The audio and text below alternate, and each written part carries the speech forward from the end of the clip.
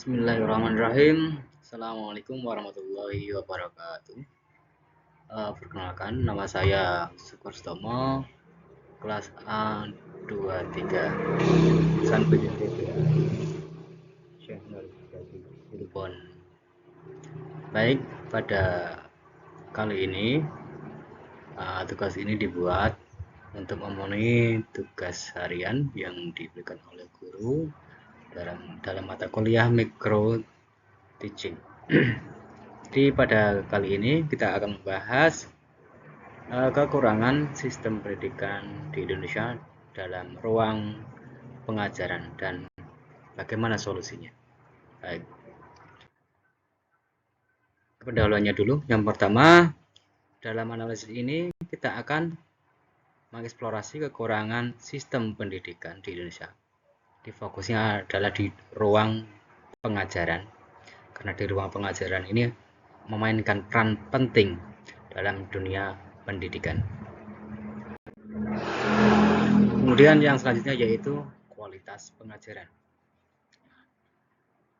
Kualitas pengajaran adalah salah satu kekurangan utama yang terjadi di sistem kegiatan belajar mengajar, karena banyak metode-metode yang seharusnya dipakai untuk menjelaskan materi kepada peserta didik, tapi beberapa pengajar ada yang kurang bervariatif dalam menyampaikan metode pengajaran. Akhirnya nanti berimbas kepada minat dari seorang peserta didik untuk menerima materi yang disampaikan oleh fasilitas sekolah. Nah, fasilitas ini sangat berperan penting dalam proses kegiatan belajar mengajar, dalam proses keberhasilan belajar mengajar. Ada beberapa sekolah-sekolahan yang masih sarana prasarananya itu kurang memadai. Jadi faktor untuk mendukung keberhasilan siswa itu minim.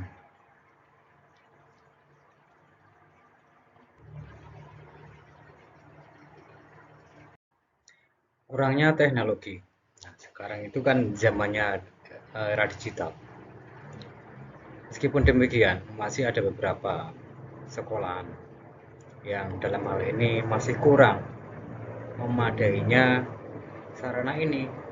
Sekolah tersebut tidak memiliki teknologi yang memadai guna meningkatkan proses belajarnya seorang peserta didik. Karena sebenarnya teknologi ini memudahkan bagi peserta didik untuk memperoleh informasi-informasi yang ada di dunia digital. Nah, metode pengajaran ini masih menjadi kendala bagi guru-guru, khususnya guru-guru yang lawas atau guru lama, karena mereka sering menggunakan metodenya seperti metode ceramah. Ini kurang inovatif dan interaktif, jadi masih kaku. Nah, kurikulum ini yang sering membingungkan, karena yang saya ketahui sejak Indonesia merdeka sampai sekarang itu kurikulum sudah berganti kalau tidak salah 10 sampai 11. Nah, ini yang menjadi problem oleh guru-guru. Mereka harus beradaptasi dengan kurikulum yang baru setiap tahun ajaran baru. Ini membingungkan mereka, khususnya bagi guru-guru yang sudah tua ini. Mereka harus beradaptasi. Memang ini tuntutan bagi mereka yang harus ditempuh. Mereka harus bisa beradaptasi. Nah, keterlibatan orang tua ini, karena peran orang tua ini sangat penting untuk proses keberhasilan belajarnya siswa. Jadi paling tidak orang tua ini harus selalu mendukung, harus selalu mensupport agar anaknya itu selalu rajin belajar, selalu memanfaatkan waktu luang untuk belajar, agar hasil belajarnya itu bisa sesuai yang diharapkan. Dan juga ini keterlibatan orang tua dengan guru juga harus terjalin agar orang tua dan para peserta didik ini ada komunikasi untuk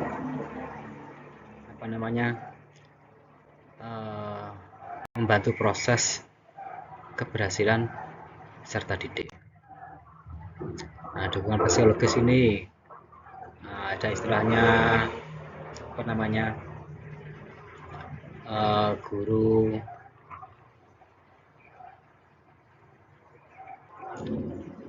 istilahnya apa?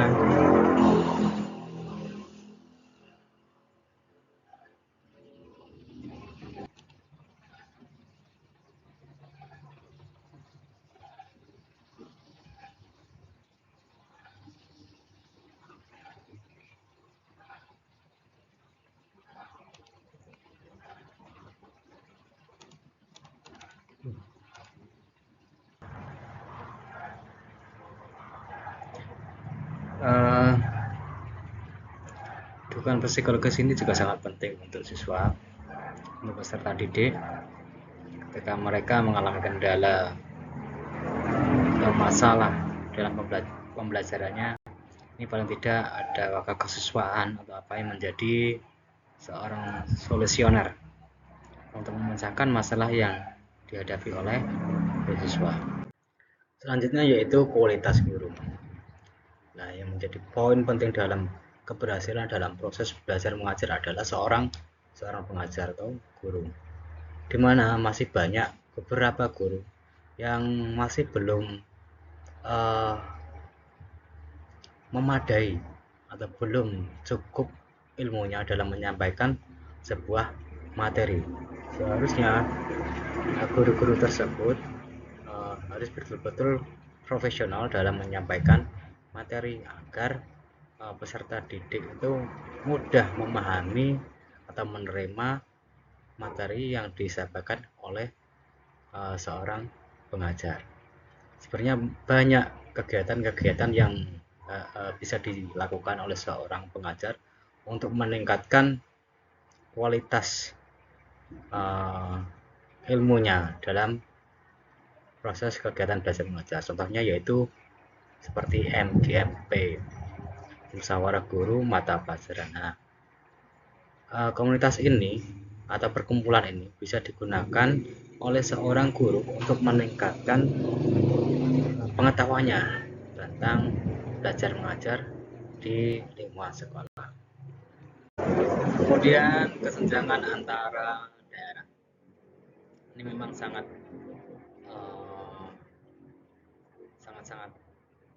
memprihatinkan.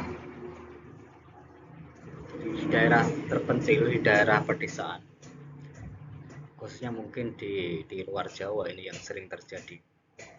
Jadi mereka tidak mempunyai sarana prasarana yang cukup memadai untuk mendukung keberhasilan proses belajar mengajar. Jadi dari segi ruangannya, fasilitasnya, dan guru-guru pendidiknya. Nah, ini menjadi masalah sampai saat ini yang belum terselesaikan. Selanjutnya yaitu inovasi dalam pendidikan. Perlu diterapkan inovasi-inovasi yang bervariatif untuk meningkatkan kualitas pengajaran. Bisa berinovasi dengan menggunakan teknologi-teknologi yang sekarang sudah maju ini, agar peserta didik itu memiliki pemahaman-pemahaman yang luas dan mereka tidak ketinggalan zaman. Peran pemerintah. Di sini pemerintah mempunyai peranan yang sangat penting dalam proses keberhasilan kegiatan belajar mengajar di lingkungan sekolah.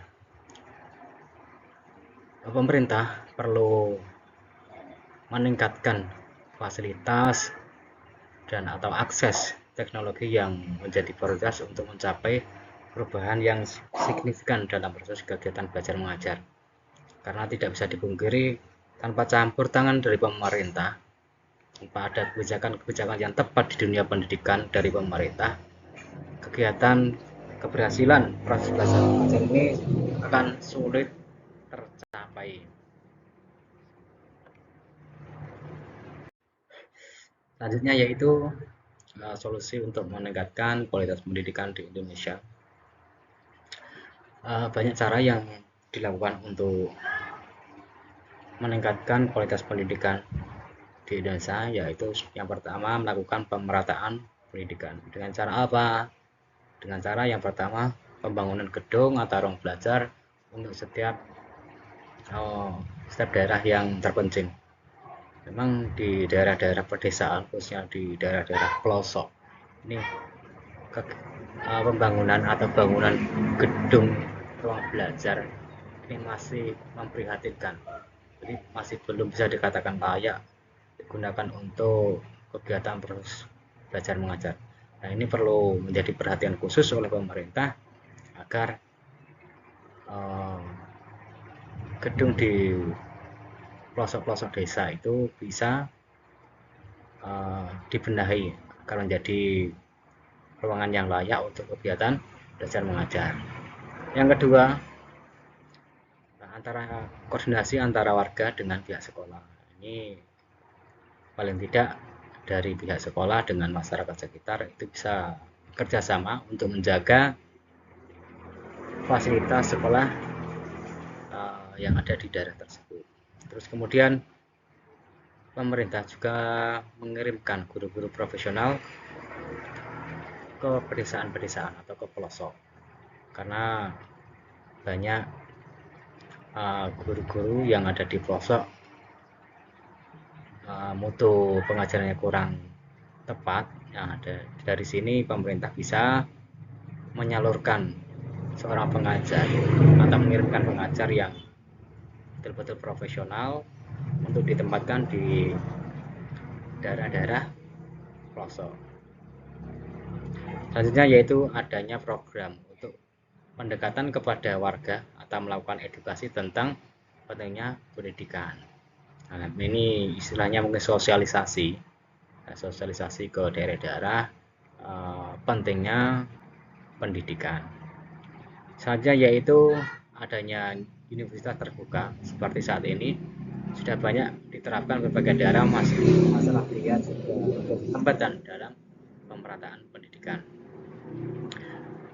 Memang tidak bisa dipungkiri masih banyak pedesaan-pedesaan yang tingkat minat belajarnya itu masih minim karena terkendala oleh biaya.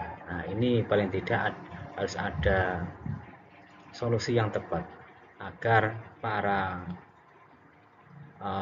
peserta didik atau anak-anak itu bisa bersekolah atau mengenyam pendidikan. Selanjutnya yaitu meningkatkan kesejahteraan guru.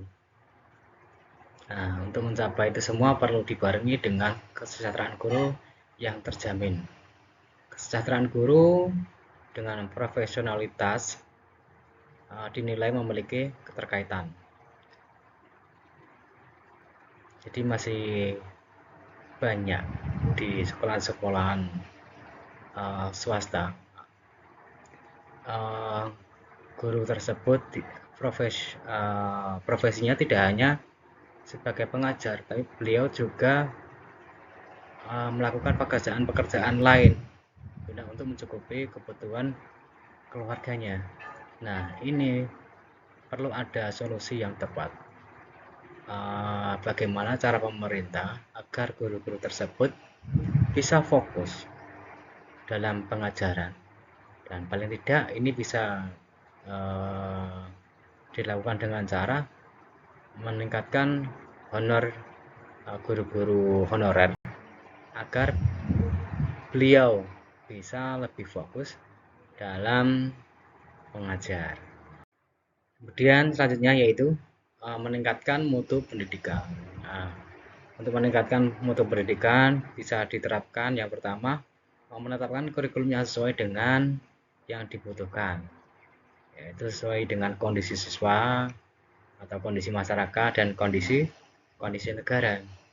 Kemudian memenuhi kebutuhan sarana dan prasarana. Seperti yang saya sampaikan di awal tadi, banyak sekali